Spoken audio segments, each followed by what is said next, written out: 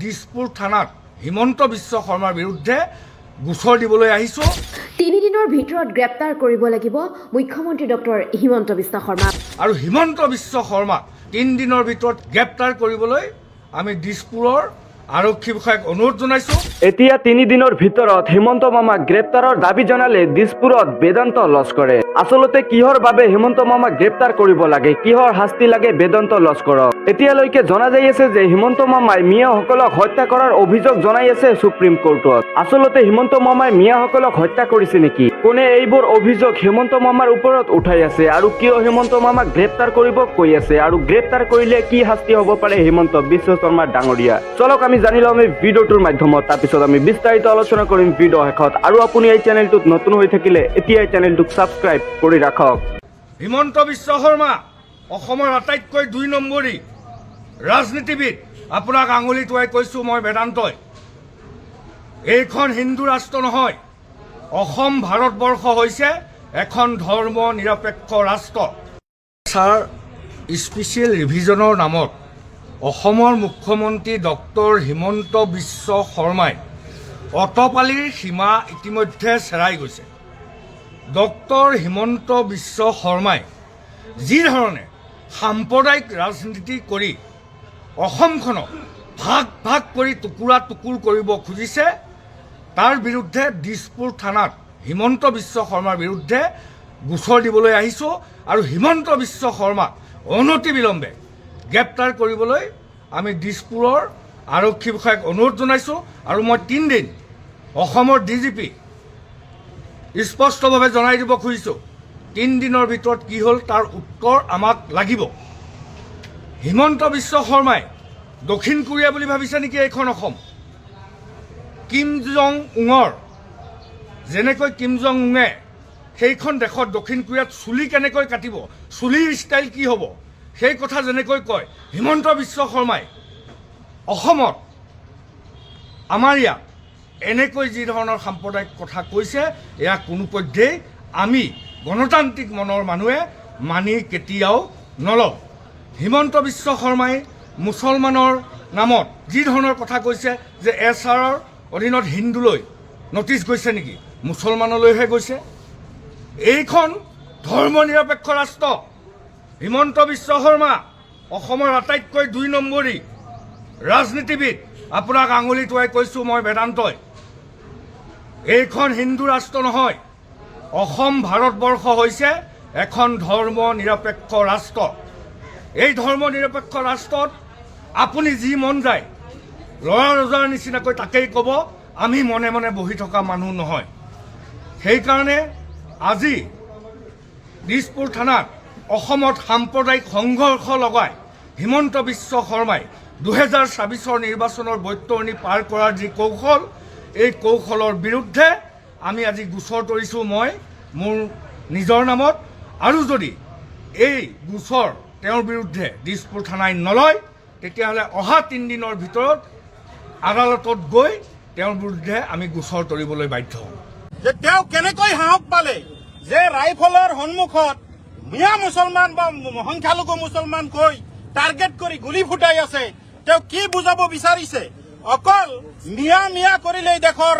মানে উন্নতি নহয়। বিজেপি চৰকাৰৰ এই মুখ্যমন্ত্ৰী যিদিনাৰ পৰা গদিত বহিছে সেইদিনাৰ পৰা মুছলমানসকলক টাৰ্গেট কৰি লৈছে। তেওঁ সকলো সময়ত মুছলমান বিৰোধী কথা বাৰ্তাবোৰ মানে কৈ আছে। তেওঁ সকলো সময়ত মুছলমানক হাৰাশাস্তি কৰি আছে। তেওঁৰ মুখৰ মৰা এনেকুৱা মানে বাক্য ওলোৱা হয় যে মিয়াসকলৰ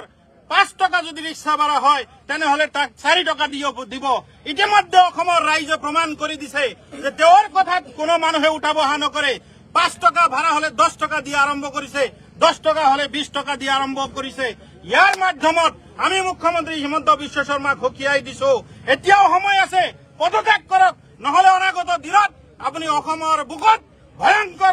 আন্দোলনৰ মুখামুখি হ'ব লাগিব। কাৰণ আপুনি যি কামখিনি কৰি আছে এই কাম কেতিয়াও অসমৰ ৰাইজে মানি নলয়। অসমৰ সংখ্যালঘু কওক, সংখ্যাগুৰু কওক, সকলোৱে ইতিমধ্যে অতিষ্ঠ হৈ গৈছে তেখেতৰ বক্তব্যৰ ওপৰত, তেখেতৰ আচাৰ ব্যৱহাৰ, তেখেতৰ কথা বাৰ্তাৰ ওপৰত ইতিমধ্যে বিভিন্নজনে মানে অতিষ্ঠ হৈ পৰি বিভিন্ন আদালতত গোচৰ তৰিবলৈ আৰম্ভ কৰিছে। গতিকে এতিয়াও সময় আছে, মান সন্মান থাকোতে অসমৰ মুখ্যমন্ত্ৰীয়ে পদত্যাগ কৰিব লাগিব নহলে অনাগত দিনত তেওঁ কিমান মান সন্মান হেৰাব লাগিব তেওঁ ভাবি চিন্তি ওলাব নোৱাৰিব গতিকে সময় আছে এতিয়াও পদত্যাগ কৰক অসমৰ জনগণক অসমৰ ৰাইজক শান্তিত থাকিব দিয়ক আমি যি মানে শংকৰ আজানৰ মিলন ভূমিত আমি একেলগে সকলো জনগোষ্ঠীয়ে বসবাস কৰি আছো ইয়াত তেওঁ ধৰ্মৰ নামত ৰাজনীতি কৰি বিভিন্ন জনগোষ্ঠীক ভাগ ভাগ কৰি যি কুটিল ৰাজনীতি কৰিব বিচাৰি আছে ইয়াক আমি ধিক্কাৰ জনাইছো আৰু মুখ্যমন্ত্ৰী ডাঙৰীয়াক কৈছো অনাগত দিনত যিকোনো কথা বাৰ্তা কোৱাৰ আগত কমসে কম ষ্টাডি কৰি ল'ব আপোনাক মুখ্যমন্ত্ৰী বুলি কোৱা হয় কিন্তু আমিতো এতিয়া ভাবিবলৈ বাধ্য হৈছো আপুনি এজন মুখ্যমন্ত্ৰী নহয় মূৰ্খ মুখ্যমন্ত্ৰী আপুনি অধ্যয়ন কৰা নাই আপোনাৰ ভিতৰত মানৱতা নাই আপুনি গুণগত শিক্ষাৰে শিক্ষিত হোৱা নাই স্কুল কলেজত গৈ অকল কিতাপ পঢ়িছে কিন্তু মানৱতাৰ যিটো সম্পৰ্ক সেইটো আপুনি অধ্যয়ন কৰা নাই মানৱতাৰ কিতাপ আপুনি পঢ়া নাই গতিকে মানৱতা শিকক তাৰ পিছত আপুনি নেতৃত্ব দিবলৈ আহক আপোনালোকে জানে যে অসমত বিভিন্ন ধৰ্ম ভাৰতবৰ্ষত বিভিন্ন ধৰ্ম বসবাস কৰি আছে কোনো এটা ধৰ্মত এনেকুৱা কোনো মানে কথা নাই যে এটা ধৰ্মই আন এটা ধৰ্মক ঘৃণা কৰিব লাগিব এটা ধৰ্মৰ মানুহে আন এটা ধৰ্মক অত্যাচাৰ কৰিব লাগিব এনেকুৱা কোন ধৰ্মত লিখা আছে আমি জানো তেওঁ যি ধৰ্মৰ পৰা বিলং কৰে সেই ধৰ্মৰ কিতাপতো তেনেকুৱা ধৰণৰ ঘৃণাৰ কোনো কথা লিখা নাই তথাপিও তেওঁ নিজে ইচ্ছা যি ইচ্ছা তাকে কৈ অসমখনক পৰিৱেশ বিনষ্ট কৰিবলৈ ওলাইছে ইয়াক আমি আমচুৰ ফালৰ পৰা ধিক্কাৰ জনাইছো আৰু গৰিহণা জনাইছো ज्यादा की जमीन जो आपके परिवार आप ने ले लो कब्जा ना की है, मैं गौरव गोगोई को डोनेट कर दिया ना इसलिए क्या बात बोलते हैं डाइवर्ट देश करने का के लिए किया सामने है। आप बोलिए मैं आपको बताता हूं मुख्यमंत्री महोदय और आपको मैं बताता हूं मेरा 12,000 हो या 26,000 हो तो वो तो भारत का कानून का अंदर ही होगा ना तो अगर मेरा कोई गलत गया हो आप जाके PIL डालो ना मैं तो आज 3 महीना से लड़का रहा हूं कि भाई मेरा एक भी प्रॉपर्टी इलीगल है आप कोर्ट में जाके डालो मेरा अगेंस्ट पिटीशन काल मैं डालना जा रहा हूं उनका खिलाफ तो क्या उनका हिम्मत होगा तो ये काल ओलू कहां गया एक ओल्ड एज होम में चला गया इलीगल है कोई पागल है ओल्ड एज होम इलीगल होता है तो ये लोग तो मैं वो सब में नहीं जाता हूं यार मैं खराब हूं चलो मुझे गोली मार दो फिर भी आप पाकिस्तानी एजेंट बनेगा क्या तो चलो मेरा पास पैसा है मुझे हरवा दो सुना में मार दो मुझे आई एम रेडी बट उसको आप पाकिस्तान का जस्टिफाई मत करो एप्पल एंड ऑरेंज का कंपैरिजन नहीं होते ठीक है देश में तो मेरा भी क्वेश्चन है तो मैं भी नेशनल हेरल्ड का बारे में पूछूंगा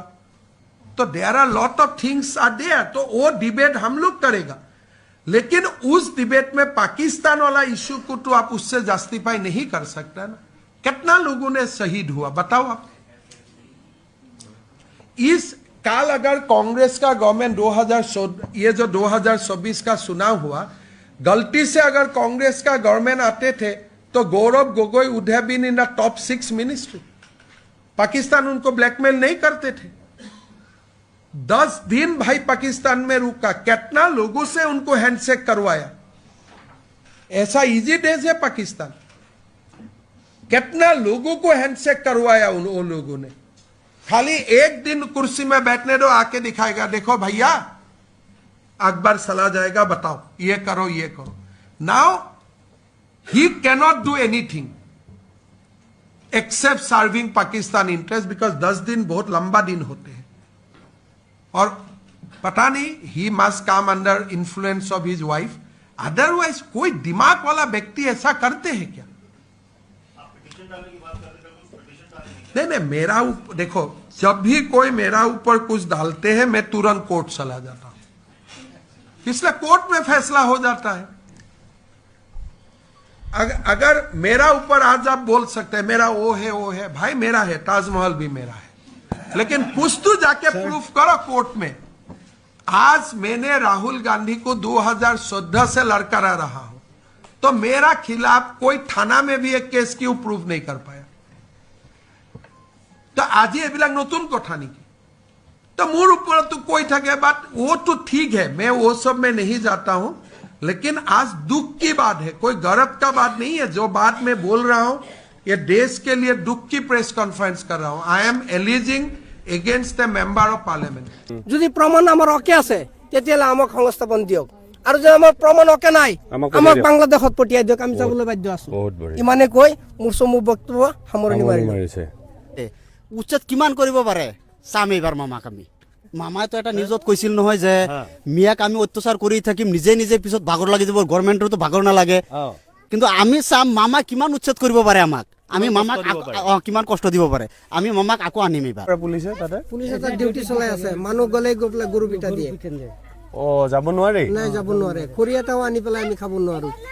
তাতে চব বস্তু আছে এতিয়া তাত ধৰক হিন্দু মানুহ কেইটামান আছে ওচৰত সিহঁতে খৰি চৰি চব বস্তু আনিব পাৰে কিন্তু আমি আনিব নোৱাৰো আৰু আমি মুছলিম মানুহ তাত যোৱাৰ পিছতে পিটন দিয়ে এই বুঢ়া মানুহ গ'লেও পিটে মাইকী মানুহ গ'লেও পিটে ল'ৰা ছোৱালী গ'লেও পিটে এতিয়া আমি এনেকুৱা অশান্তিত কষ্ট অনুভৱ কৰি আছো পুলিচে পিটে আমি এটা ক্যান্সার বেমারি মানুষ আপোনাক আমার বিরাট একটা দুঃখ লাগিছে আমি একটি ক্যান্সার বেমারি মানুষ সব কিনা পয়সা আসছিল সব কিনা আমার ধানের দেওয়ার কারণে শেষ করে দিছো আমার এতে এখন মাটি বাড়ি কোনো কিছু নাই আমি এতে ক'ত যাম কি করি আমার ঠাই নাই তামোল পাত খিনি দিলে কি হয় একটু বহুত তাপ লাগে যে ইফালৰ পৰা পশ্চিমৰ ফালৰ পৰা বহুত মানে তাপ লাগে বেলিটো পেটৰ কাৰণে দি আছে মানে তাপ লাগে কাৰণে বহুত বহুত দুখ লাগে আৰু ঠাণ্ডা লাগে পুৰা ঠাণ্ডা বিৰাট ঠাণ্ডা ৰাতি ঠাণ্ডা আহিব ৰাতি কোনোবা সময় আমি উঠি পেলাই বহি থাকো আচ্ছা কি কৰিম উপায় নাই ৰাতি হ'লে আমি বহি থাকো ৰাতি হ'লে বিৰাট ঠাণ্ডা লাগে ৰাতি পুৰা ঠাণ্ডা লাগে আপুনি নাই মানুহবিলাক চেহেৰা দেখিলেতো ক'ব পাৰে চব খিনাই গৈছে ঘামি ঘামি পানী ভৰে খিনাই গৈছে আৰু চৰ্দি কাহ এতিয়া আমাৰ চবৰে এতিয়া আমাৰ 3টা মানুহ আছো 3টাৰে চৰ্দি কাহ এতিয়া কি কৰিম এতিয়া পইচা পাতিও নাই কেনেকে কি কৰিম এতিয়া বাছাৰ কোনো বাচ্চাবিলাকৰ বেমাৰ হৈ আছে এতিয়া আপুনি চৌকাতে বহি আছে এইফালে নামি আহক কি কৰিছে বহি আছে হে আপুনি এইটো নেকি আপোনাৰ কেইজন মানুহ 4জন কোন কোন বাচ্চা 3টা বাচ্চা 3টা আৰু আপোনাৰ কি বুলি কয় এইটো হাজবেণ্ড কামত গৈছে মানে টোটেল 5টা মানুহ আচ্ছা 5টা মানুহ আছে খোৱা বোৱা বজাৰ পাতি পইচা নাই বিৰাট দুখীয়া মানুহ কৈতান পাম কৈতে কি কৰা কি কামত গৈছে মানুহজন গাতা খুটা লেট্ৰিন গাতা খুটা কাম গৈছে লেট্ৰিনৰ কাম কৰে মানে কেতিয়াবা পথাৰৰ ৰখীয়া হ'বৰ কাৰণে ধান খেতি হাতী ৰখীয়া হ'বৰ কাৰণে এনেকে থাকে মানুহে ৰাতি শুবৰ কাৰণে ঘৰৰ গৃহস্থ এজনে এনেকে বনায় কিন্তু আজি 2 মাহ ধৰি নিজৰ ঘৰ মাটি বাদ দি তাত যদি খৰি এডালো উঠাব যায় কৈছে পুলিচে টাঙন দিয়ে এতিয়া ইয়াতে 5টা ল'ৰা ছোৱালী বাচ্চা সব ইয়াত ক'ব লগা হৈছে মই মৰিগাঁও ডিষ্ট্ৰিক্টৰ মই গৈ আছো ছোৱালীজনী আপুনি মৰিগাঁও নেকি নাম কি মোৰ নাম মিনাৰা বেগম ওকে ইয়াত আছিলোঁ এভেকশ্যন কৰি দিলে আমাক এতিয়া যে কৈছে এইবিলাক চাহ বাগানৰ মাটি ইয়াততো চাহ বাগানৰ মাটি নহয় ইয়াত যেতিয়া ফালাত হয় আপোনাৰ 10-15 পানী হয় এতিয়াও মোৰ ৰুমত আছে এটা চৌকা মই মাটি চৌকা বনাই আনিছোঁ সেইটো চৌকাত যেতিয়া ফালাত হয় আমি তেতিয়া তাত ভাত বনাই বানপানীৰ সময়ত কোনো নাই তাত কোনোবা আছেনে ক'ত গাঁও মানে আপোনাৰ মা ঘৰত মা দেউতাতো নাই ভাই ককাই আছে মাটি আছে বহুত মাটি আছে আমাৰ ভাই ককাই আমাক মাটি দিয়া নাই 40-42 বিঘা মাটি আছে আমাৰ বাবা দেউতা পটা মাটি নাই দিয়া নাই ভাই ককাই দিয়া নাই আৰু কি ক'ম আৰু যিয়ে মিয়া মিয়া কৈ থাকে আপোনাৰ লাগে এইটো যে মই সেইটো আমি খিলঞ্জীয়া মানুহ মিয়া হ'লো কেনেকৈ চব খালি মিয়াই হৈ থাকে না খিলঞ্জীয়া মানুহসোপাক চবকে ইমান কষ্ট দিছে চাক আমাৰ ডকুমেণ্ট চাক NRC ডকুমেণ্ট দিছে NRCত নাম আহিছে NRCতো প্ৰমাণ দিলোঁৱে আৰু কিহো প্ৰমাণ দিব লাগে তাৰ চব কাগজ পাতি চব লগত আছে চব প্ৰমাণ দিয়ে আছো কিমান প্ৰমাণ দিব লাগে তো যিয়ে নহওক বন্ধুসকল আপোনালোকে ভিডিঅ'টো শেষ লৈ চোৱাৰ পিছত আচলতেই বুজি পালে যে বেদান্ত লস্কৰে দিছপুৰ থানাত কিদৰে হিমন্ত বিশ্ব শৰ্মা ডাঙৰীয়াৰ বিৰুদ্ধে এজাহাৰ দাখিল কৰিলে আচলতে কিদৰে হিমন্ত বিশ্ব শৰ্মা ডাঙৰীয়াই ৰাজনীতি কৰি আছে মিয়াসকলৰ জীৱনৰ লগত গোটেই ভিডিঅ'টো চোৱাৰ পিছত আপোনালোকৰ অতি মূল্যৱান মন্তব্যটো কি এইটো কমেণ্ট বক্সত জনোৱা আৰু ভিডিঅ'টো ভাল লাগিলে এটা লাইক মাৰি চেনেলটো ছাবস্ক্ৰাইব মাৰি অৱশ্যই ভিডিঅ'টোক এটা শ্বেয়াৰ মাৰি দিব ধন্যবাদ